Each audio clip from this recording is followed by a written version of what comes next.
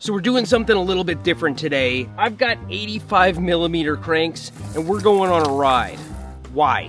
Actually, short cranks are in style right now. They have a lot of advantages and benefits, but if we take it to the extreme, we can learn a lot of lessons like where those benefits end. And so on this ride, we're gonna have plenty of traversing, climbing, technical obstacles, and descending.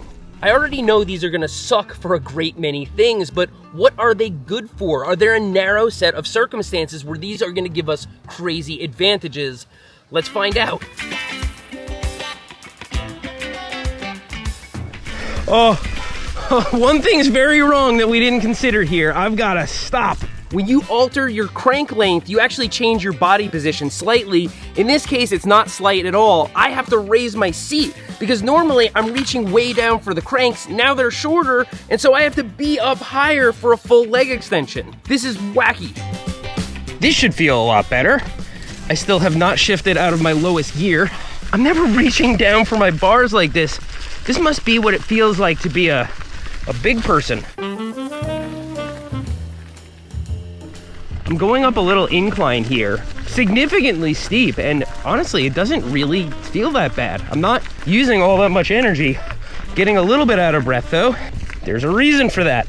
Yes, when you have longer cranks, you have more leverage. That's true, but you're using your muscles more and you're relying on your muscles more. When you have teeny cranks, you gotta spin tight little circles, more tight little circles to go the same distance as with longer cranks, because you can be in a higher gear, pushing harder, but all the load is offloaded onto your cardiovascular system, which is better equipped to handle a sustained output. That's why cranks have gotten shorter. Of course, today we're taking it to the extreme. So I'm starting to get out of breath just pedaling down a fire road.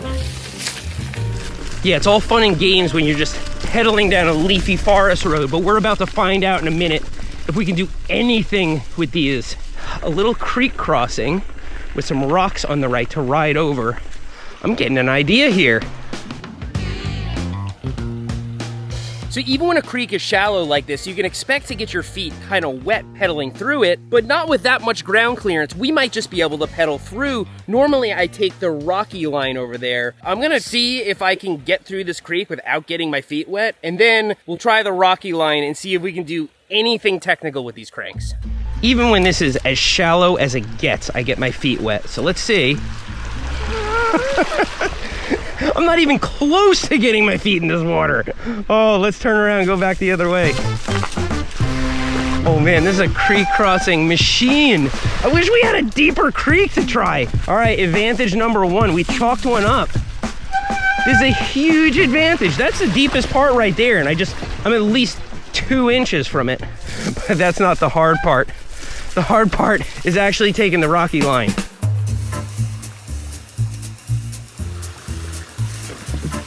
Yo! Fancy seeing you out here. Check it out. Oh my god! I told you I was gonna do it. That's even more comical than I realized. It's a creek crossing machine. I don't even need to go over the rocks there because I can just pedal right through and they're like a million feet your up. feet will never come close to the water. But I don't know if I can actually get over those rock steps because I haven't tried anything technical yet. So I'm about to give it a shot. All right, I guess I'll try in a low gear. I don't have to worry about pedal strikes. Yeah, oh, I actually got bound up a little bit there. I'm so used to ratcheting that I went to ratchet and got bound up. You don't need to ratchet your pedals with these, you just keep pedaling. If you're going over something technical, your crank can actually hit into the rock, it can hit into the ground. It's called a pedal strike. Instead of pedaling all the way, you ratchet your pedals back and then you keep going to propel the bike forward. But in this case, that's just not a thing. I might be switching to even shorter cranks after this video. I'm finding advantage after advantage. Let me not get my hopes up too much. We have real trail ahead. Okay, we're both going the same speed. I'm going to count my pedal strokes as I watch you pedal up ahead of me at the same speed. Okay. All right, 1, 2, 3, 4, 5, 6, 7, 8, 9, 10, 11, 12, 13, 14, 15, 16, 17, 18, 19, 20. Whew. And you've done like 10 pedal strokes. Here, I'll get up ahead of you so you can see me. Oh my gosh, you look like a clown! We've mostly been on flats here, just kind of going up and down very slightly. I haven't had to climb a real hill yet. I think once we get to the flat rock climb, like the really long, consistent one, you're gonna change your tune. For sure, it's gonna be ridiculous, but I think at the end of this ride, I'm gonna wanna get even shorter cranks on my bike, like meet somewhere in the middle. Yeah, but that's because you're a sicko. Let me see if I can hold the pace with you. This is probably as fast as I'd be going. Yeah, this is no problem. I'm barely moving my feet. Yeah, I could do this all day. Okay, we're starting to go uphill. This is a steep little section right here. Oh, yep. Yeah, that sucks. Am I in the lowest gear? Yes. All right, Seth, I got something for you. Oh, dude. Okay. You didn't even. I can just keep pedaling up it. You pedaled straight. That was so crazy. Pedaled right here. Where you would absolutely just completely destroy your crank. Like your pedal was straight down. I don't know. get it. How? I want to see you do it. I am going to just pedal up this.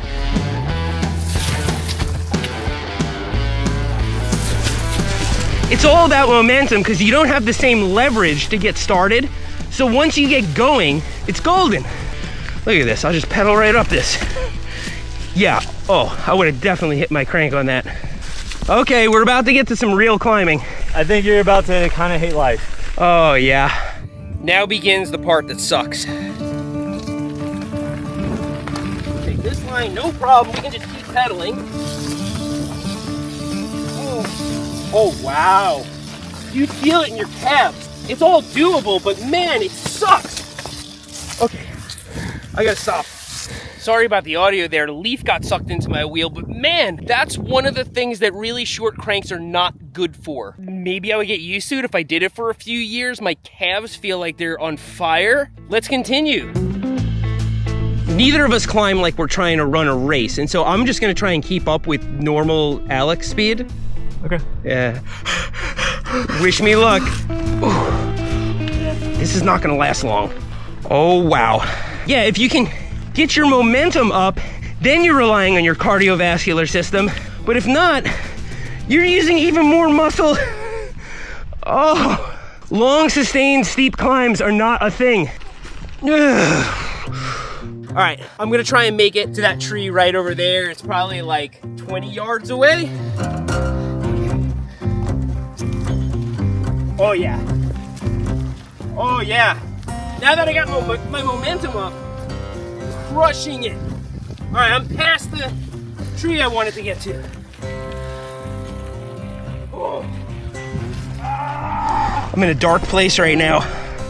I can only count like 1 or 2 times during this ride where I haven't been in the lowest gear.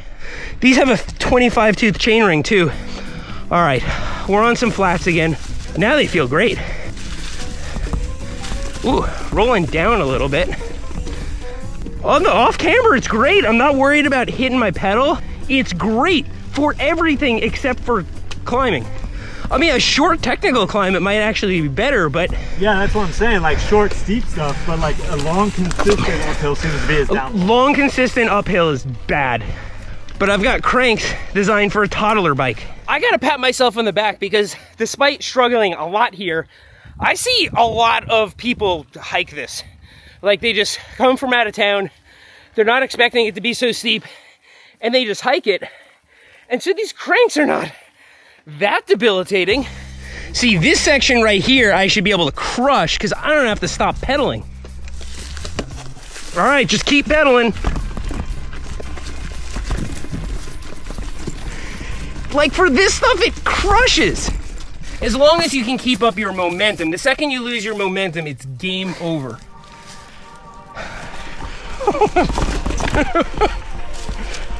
It's so steep. Okay, momentum. Yeah. Oh, my hamstrings. Oh. Okay, I'm gonna gag. You wanna try this little section? I'm dying here? to try, yeah. Yeah, you gotta try it. Here, I'll take this this normal bike with normal cranks. Oh my God, how do you ride with, are these 180? What the heck? These are 170s. When I get off of that thing, everything's gonna feel all messed up. It's gonna leave a scar on my motor skills. All right, I wanna see your, I gotta get your reaction here. Your foot is way bigger than the crank and the pedal. I mean, it's completely hidden. Oh, what the? Wait, this is so weird. I keep thinking, nope. No, just keep pedaling. You got it. No strike. I told you, it's awesome. It's all about momentum. I don't know if it's the future of climbing, but it might be the future of something. The best part is that I stood up on the cranks to like get started, and I just Nothing happens. I fell forward and went nowhere. It did a full rotation like that. It is getting started. You have no leverage, no torque. And he's off. He's never gonna give him back now that he's gotten a taste of the. Barely got up that. Oh, downhill feels weird. Oh yeah, it does not feel normal. It felt like my knees were had to go out like this. Yeah. So I could get into an attack position. Actually, speaking of an attack position, with short cranks, you should have a killer attack position because you have all this space between you and the bike. Let me show you what my attack position is gonna look like with these cranks. So normally your feet are like way spread apart. Like, let's say you have your dominant foot in the front, other foot in the back. You have this like big stance. This is just like being on a dirt bike. Like you're just standing on pegs. I feel like this is gonna be like a killer attack position. I'm gonna destroy the descent, I think. Well, we got a little move up ahead, and I can't say I'm not a little bit nervous. I remember this climbing section is really technical. Of course, we're in the lowest gear. No way I'm getting up that. Let's take the beeline on the left. Okay, we're still going. We're still in it. Okay, let's see if we can just go straight over this thing. Yep. Probably wise to take this line. Yes, avoid all that. Yeah, these are somewhat limiting.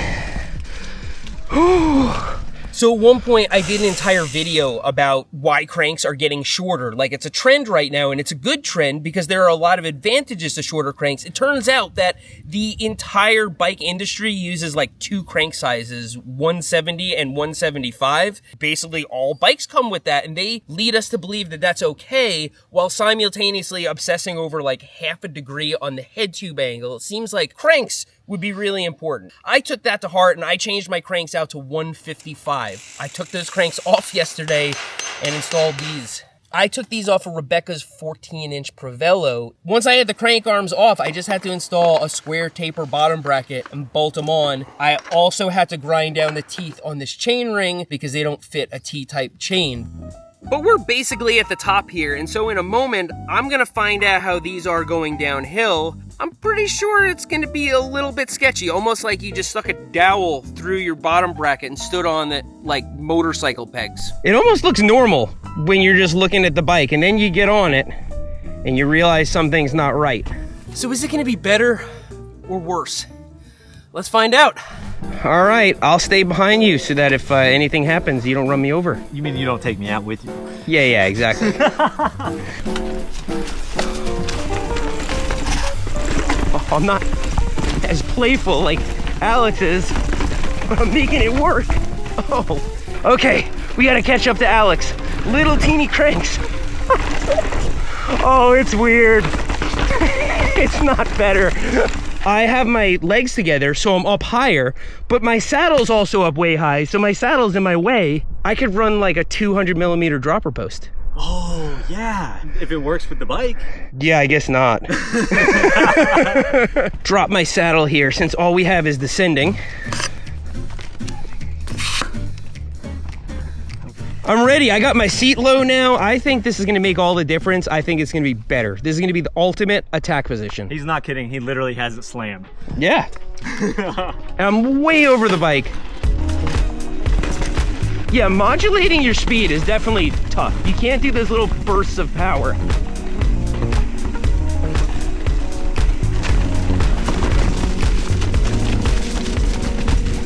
Honestly, I don't know if I feel as stable. I think having that wide stance might actually help. See if I can follow Alex's lines. Okay, starting to get used to it.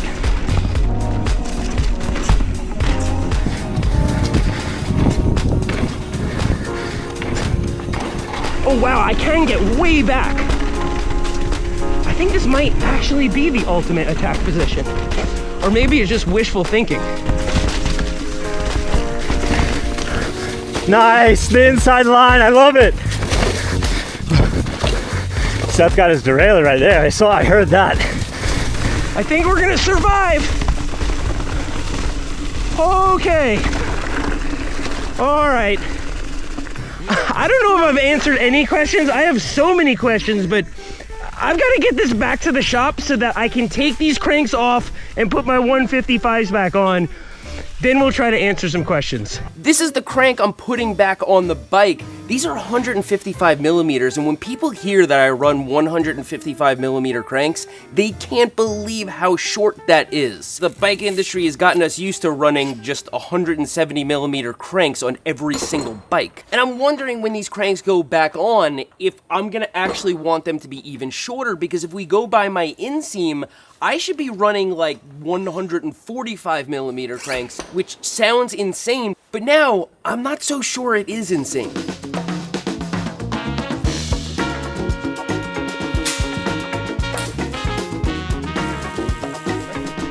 They feel big. They feel huge. It is truly hilarious how big my old cranks feel compared to these. We never expected these to actually work well, but we did learn some things. They're actually good for a few things, sort of. For example, creek crossings, although that's a pretty niche benefit. Pedal strikes were essentially non-existent, and on flat terrain, they didn't feel half bad. There were few actual real benefits, but there were also fewer downsides. In fact, nothing I did felt nearly as bad as I had originally thought. Some people are afraid to size down. They're afraid of 160 millimeter cranks, let alone 155s or 150s. But based on today's experiment, there's a lot of wiggle room. Based on my inseam, I should be running 145 millimeter cranks, yet I sized up to 155 because I thought it was going too far. Now, I should just probably try 145s and get used to them. Another thing I learned is that shortening your cranks makes the entire bike feel smaller. This bike is totally my size, but with these baby cranks, it was effectively too small for me. So if you like a big, stable bike, small cranks could help you size up. And similarly, if you have a kid who's trying to grow into a bike, these could help close the gap. I hope you learned something today, and if you love these dumb experiments, we did one with slick tires with a rock crawling bike, and we even did a video explaining why shorter cranks can be better. I hope you did learn something, and if you didn't, I hope you at least found this video entertaining. Thanks for riding with me today. I'll see you next time.